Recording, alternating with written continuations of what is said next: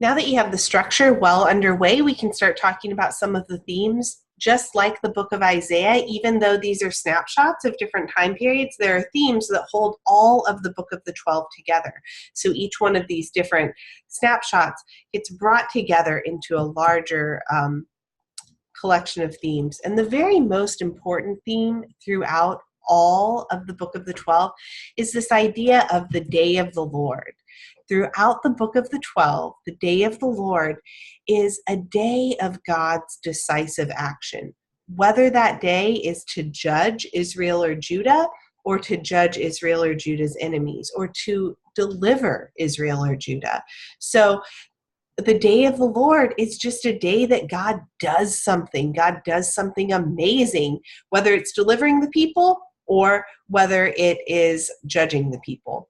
It can be either one in the book of the 12, which is really interesting. And one of the strongest ways that this comes across is in the book of Joel, the one that I skipped over. The reason I skipped over Joel is because Joel is all about the day of the Lord. And so Joel kind of functions as the keeper of the most important theme. And so he doesn't really fit very well within the chronological order. Instead, he becomes what we're going to refer to as the literary anchor or the thought child of all of the book of the 12. And that's why he's so close to the beginning. You've got Hosea, then you've got Joel, and then you've got Amos, right? And so Joel kind of functions to cement in this theme of the day of the Lord. Now look at these 3 days of the Lord throughout the prophet Joel. We've got judgment for Israel, and that comes first. And that is related to all of the times throughout the book of the 12 where we see Israel or Judah being judged. And we see that a lot. We see it in Hosea. We see it in Amos. We see it in Zephaniah. We see it in even a little bit in Micah. We see it in a lot of different places throughout the book of the 12. So judgment for Israel is one way that Yahweh acts throughout the book of the 12. Another way is in giving blessings to Israel.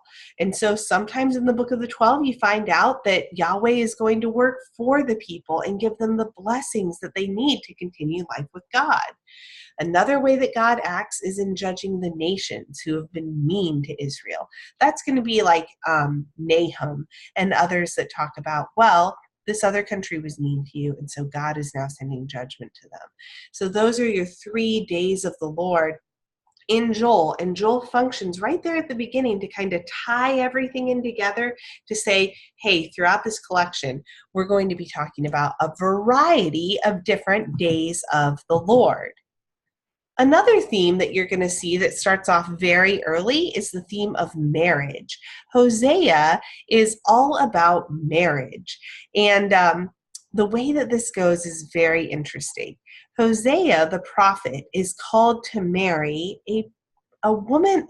She's called a woman of whoredom. So this woman apparently runs around on Hosea, and he's been called to marry her. But this relationship between Hosea and Gomer, this woman, is meant to mirror God's relationship with the people of Israel. And so it's kind of like Hosea is to God as Gomer is to Israel, that kind of an analogy. And it's meant to be a sign act, something that a prophet does to show more about who God is. But this marriage metaphor is going to work all throughout the book of the 12, as again and again, God is going to say, you, Israel, were meant to be my wife.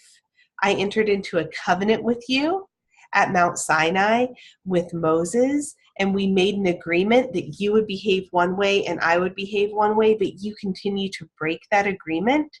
And so I'm going to divorce you. And so we've got this theme of marriage and this idea that Israel and Judah are consistently unfaithful to Yahweh, and that's a problem. Now, I want to pause right here because this image of marriage in the prophets, especially in the book of the 12, is a really powerful one. It really helps you understand the depth of Yahweh's sorrow when Israel starts worshiping other gods and therefore running around on Yahweh. But it also is kind of a strange metaphor because Yahweh isn't actually married to Israel. And using Hosea and Gomer to talk about that, it's not a romantic story. It's kind of a weird story. And you'll read through it and you'll be like, oh, this kind of sounds like an abusive relationship. And so my encouragement to you is to understand it as a metaphor. That's what it's there for. It's to point to the reality of Yahweh's covenant relationship with Israel and Judah, but maybe not something that you should base your own romantic relationships on. So for example, I don't think that Hosea suggests to you that you should go out there and try to turn a bad boy or bad girl into a nice boy or a nice girl. I don't think that that'll work for you. So just keep that in mind, that even though it's a powerful metaphor, it also has its limits. It's not meant to be a love story. It's meant to show what it's like for Yahweh to experience the people of God continuing to worship other gods. Then we've got this idea of social justice, and this goes into that covenant relationship too. You remember when we were reading in Leviticus how the people of God are meant to supply for the needs of the least of these. So the orphan, the widow, whoever else might be living among you, you're supposed to supply for their needs. So Amos and Micah are going to hit on this theme most clearly, and they're going to say, not only are you worshiping other gods and therefore playing the whore or running around on Yahweh, cheating on Yahweh, but you're also not living up to the parts of the law that say that you need to provide for the needy, or that you need to take care of others who don't have property and give back the property, remember the year of Jubilee, that you've stolen from others.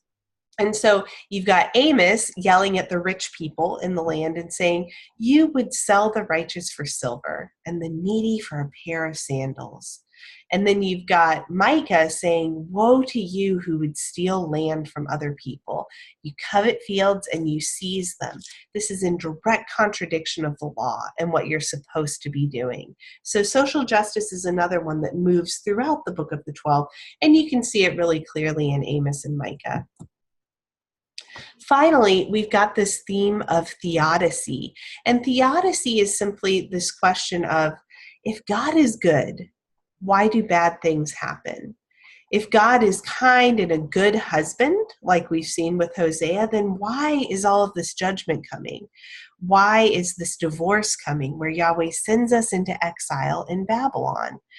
And there's this tug of war within the book of the 12 between justice and mercy. And that's where this theodicy problem comes up. God is good, and God is in a covenant relationship with God's people. And so what the people are going to hope for again and again is that even though they mess up and maybe they cheat on Yahweh by worshiping idols, that Yahweh will be merciful. But they fear that Yahweh will send justice instead. And so it's this tug of war between whether or not Yahweh will be merciful and say, okay, I'm not going to divorce you, or Yahweh will show justice and say, no, that's it, you're going into exile. And we know that in Zephaniah and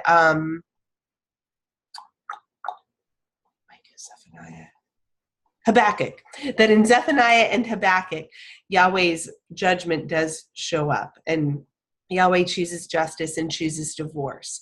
But then, even after that, Yahweh brings the people of God back. And so one of the places that you can go for this is to Habakkuk, where we know that the divorce is coming, that the people of God are going into exile. And Habakkuk says, even though the fig tree doesn't blossom, and no fruit is on the vines, though the produce of the olive fails, and the fields yield no food, though the flock is cut off from the fold, and there's no herd in the stall, yet I will rejoice in the Lord. I will exult in the God of my salvation.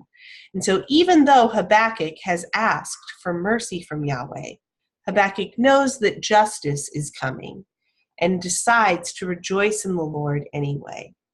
So that's one of your other themes that runs throughout the book of the 12, this tension between justice and mercy. Will God be merciful to us, or will God be just? And so what I have for you are it is an exercise that I'm going to have you do where you look at different passages from throughout the Book of the 12 and you talk about the ways in which they fit into these themes, into what Yahweh is doing. All right, that's the Book of the 12 for you.